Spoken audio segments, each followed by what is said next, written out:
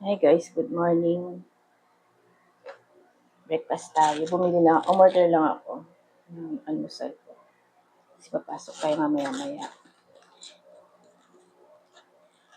Ito yung order ko guys. Kain tayo.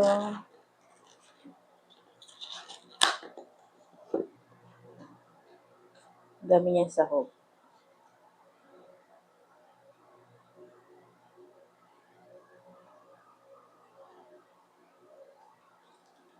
Tapos meron tayong Milo. Ano natin.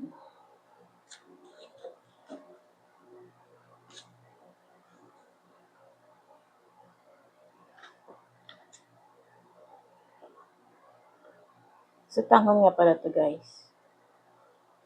Kain.